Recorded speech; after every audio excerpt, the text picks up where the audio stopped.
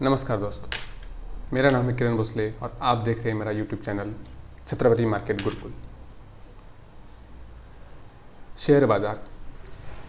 दोस्तों, शेयर बाज़ार के बारे में आप बहुत सारी जगह से खबरें सुनते हैं कि ये शेयर बाज़ार में किसी को लॉस हो गया, किसी को फ़ायदा हो गया, किसी को नुकसान हो गया। शेयर बाज़ार एक जुआ है, ऐसा बहुत सारे लोगों को लगता है। तो क्या है ये शेयर बाज़ार? इस शेयर बाज़ार का कंसेप्ट कहाँ से आया? शेयर बाज़ार को यूज़ क्यों किया जाता है? इससे कमाई कैसे होती है लोगों की?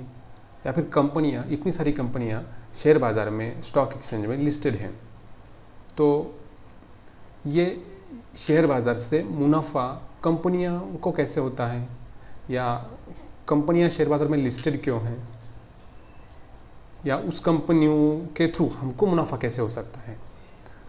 तो ये सब जानकारी मैं बताऊंगा। तो ये शेयर बाज़ार क्या है? तो शेयर बाज़ार जानने से पहले हम लोग ये समझते हैं कि जो व्यापार है वो कैसे चलते आ रहा है। तो हमारे बहुत पुरातन संस्कृति से ही हमारे देश में ट्रेड, व्यापार चलते आ रहा है। तो इसमें जो व्यापारी लोग हैं वो अपना सामान यहाँ से वहाँ बेचते थे, तो उनके लिए जो भी खर्चा है लगेगा तो वो कर्जे के रूप में किसी साहूकार से लेना है, किसी पत संस्था से लेना है, चिट फंड से लेना है, तो वहाँ से वो पैसा जुटाते थे। लेकिन ये तो हो गया कि चलो व्यापारी लोग पैसा जुटा रहे हैं। हाँ, तो फिर ये 16वीं 17वीं शताब्दी के दरम्यान में जो यूरोपियन कंट्री के लोग थे, ये लोग बार दूसरे कंट्री में जाने लगे और व्यापार करने लगे। जैसे गोल्ड का व्यापार करना है, किसी मसाले या कि कोई भी दूसरी चीज़ों का व्यापार करना दूसरे कंट्री में जाके करने लगे। तो वो एक सी रूट से जाते थे, तो उस रूट से जाना है तो खर्चा भी बहुत लगता था, और अपफ्रंट उनको पैसा लगता था ये सारे व्यापार करने के लिए। तो ये सारा पैसा वो किसी लोन के जरिए जुटाना मुश्किल था, क्योंकि कोई भी इतना पैसा अपने शुरुआत में ही क्यों कोई भी लोन दे देगा कर्जे के रूप में। तो उसके लिए उन्होंने क्या किया, धनवान लोगों को अप्रोच किया और उनको बोला कि आप हमारे भागीदार बन जाइए। उनकी जो भी संस्था होगी तो बोले कि उनको भागीदार बन जाइए।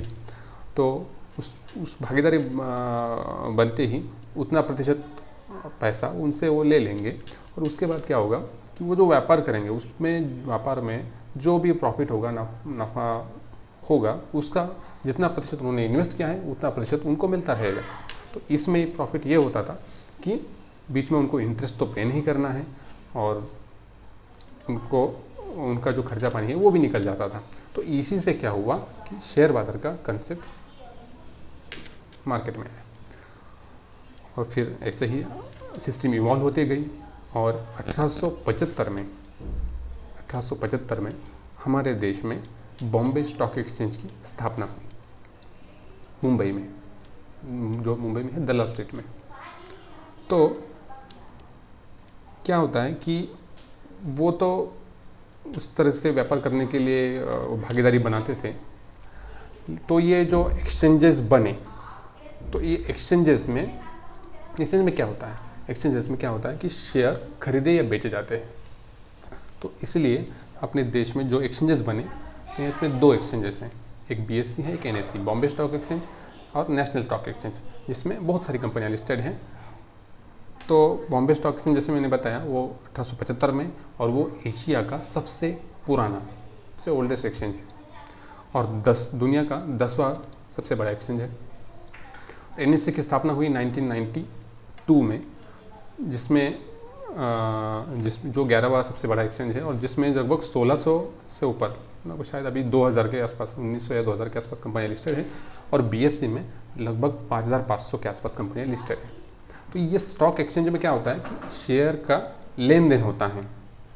तो और ये सारा जो है, जैसे अभी सब्जी मार्केट में जाते हैं तो हम सब्जी खरीदते हैं, वो एक्चुअल वहाँ जाके खरीदते हैं। तो इसमें क्या होता है, इसमें हम एक्चुअल में ना जाके बस ऑनलाइन डीमैट के थ्रू, डीमैटेरियलाइज फॉर्म में जो है शेयर खरीदते बेचे जाते हैं, तो वो एक्सचेंज के थ्रू करते हैं।